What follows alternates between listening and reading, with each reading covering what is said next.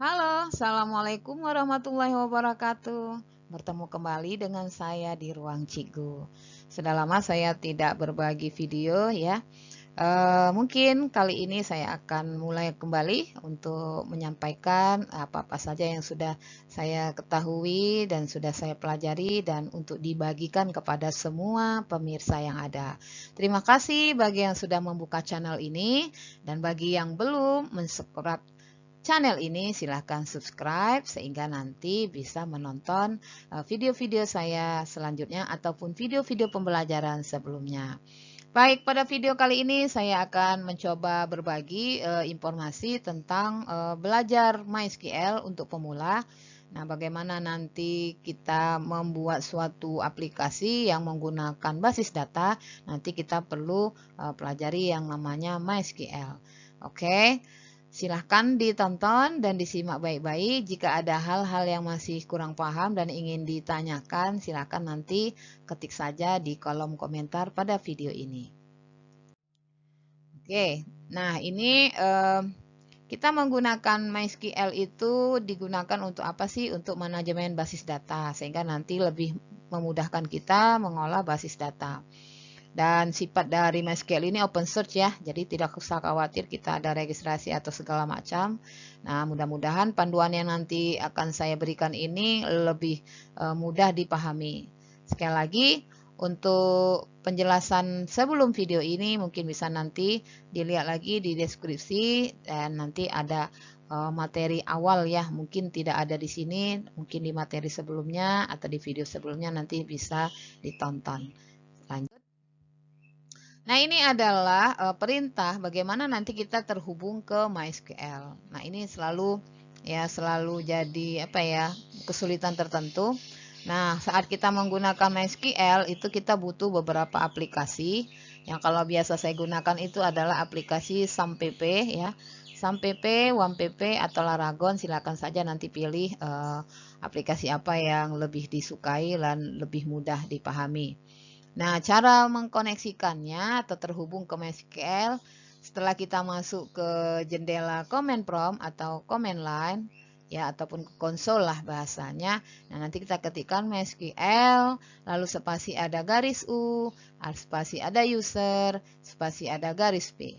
Nah, MySQL ini nanti muncul kalau kita sudah masuk ke command line-nya ya atau command prompt ataupun ke konsolnya. Kemudian nanti kita mengetikkan garis U. Garis U ini menandakan dia adalah sebagai pengguna. Nah, karena kita nanti bisa saja itu komputer kita digunakan oleh banyak orang, untuk sementara nanti usernya kita pakai saja yang root ya. Jadi untuk semuanya nanti bisa lebih gampang lah gitu. Lalu di sini ada garis P. Garis P ini nanti kalau yang mau pakai password silahkan diketikkan passwordnya. Tapi kalau saya tidak buat dulu password karena suka lupa. Jadi cukup buat MySQL garis U lalu user ini diganti dengan kata root. Lalu di enter nanti masuklah ke jendela MySQL. Nah begitu ya. Oke lanjut. Setelah kita masuk ke jendela MySQL, nah nanti kita harus membuat yang namanya basis data atau database. Adapun perintah membuat database atau basis data adalah create database. Oke, misalnya kita nanti mau membuat basis data yang bernama MyFirstDB. Nah, perintahnya adalah create database MyFirstDB. Ini artinya membuat database baru yang bernama MyFirstDB. Nah, gunakan nama yang bermakna jelas saat kita membuat basis data. Jadi jangan sembarang membuat nama database. Gunanya untuk apa? Supaya memperjelas bagi orang yang melihat ataupun membacanya bahwasanya database ini mencirikan apa nanti isinya. Orang mengetahui nanti tentang apa basis data ini. Begitu. Oke, lanjut. Nah, setelah kita membuat basis data atau database, kita masuk ke dalam database. Ibarat kita sudah bangun rumah gitu ya, supaya kita bisa menyusun-nyusun barang-barang, perabotan di dalam rumah, kita harus buka pintu dulu. Nah, di sini bagaimana kita membuka database tadi? atau memilih database tadi, caranya adalah menggunakan perintah use. Ya, oke ya, perintah use. Sintaknya seperti apa? Sintaknya seperti ini. Use nama database. Kalau tadi kita nama database kita myfirstdb, ini contoh ya. Use nama database titik koma, diakhiri dengan titik koma. Betul. Use myfirstdb, nih dia. Kita aktifkan, kita pilih myfirstdb sebagai database kita atau sebagai rumah kita untuk menyusun perabot-perabotan yang ada atau menyusun tabel-tabel yang nanti akan kita gunakan dalam pengelolaan basis data. Oke? Sudah ya? Lanjut. Setelah kita masuk ke dalam basis data, setelah kita masuk ke dalam rumah, kita akan menyusun tabel-tabel. Bagaimana menyusun tabel? Untuk menyusun tabel, kita gunakan perintah create table, ya, create table. Nah, create table ini perintah dasarnya. Jadi nanti setelah kita buka database, kita buat tabel baru, gunakan create table.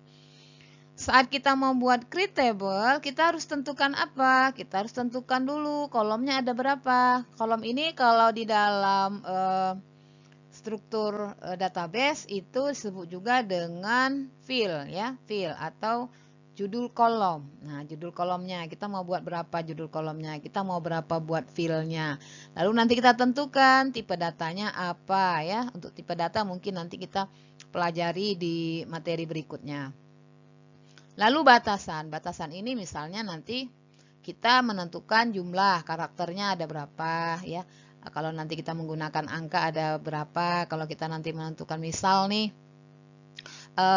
kolomnya, salah satu kolom di tabel kita itu adalah jenis kelamin. Nah, kita kasih batasan, mungkin jenis kelaminnya ada perempuan atau laki-laki, atau kalau ada pilihan atau tidak jawab misalnya begitu ya. Lalu nah, ini adalah contoh kalau kita nanti menyusun tabel, membuat tabel ya. Create tabel, itu ada user ya, nama tabelnya itu user ya, nama tabelnya user. Create tabel users. Dah, buka kurung ID. Nah, ID ini nanti identitas ya, kalau nanti di dalam tabel itu nanti identitas user itu 1, 2, 3 mungkin seperti itu. Nah, ini tipe datanya INT, singkatan dari integer. Jadi ID itu adalah fieldnya atau judul kolomnya. INT ini adalah tipe datanya. Nah, kalau primary key ini batasannya salah satunya ya menjadi kunci primer, kunci utama dalam tabel ini. Lalu nanti ada field lagi atau kolom, diberi nama kolomnya itu adalah name. Name itu tipe datanya varchar, panjangnya 100 atau batasannya 100 varchar, 100 karakter. Lalu koma birthday, birthday itu tanggal lahir ya. Nah, tanggal lahir itu nama fieldnya atau nama judul kolomnya. Date ini adalah tipe datanya. Gitu cara mengetik, diakhiri dengan tutup kurung dan jangan lupa titik koma.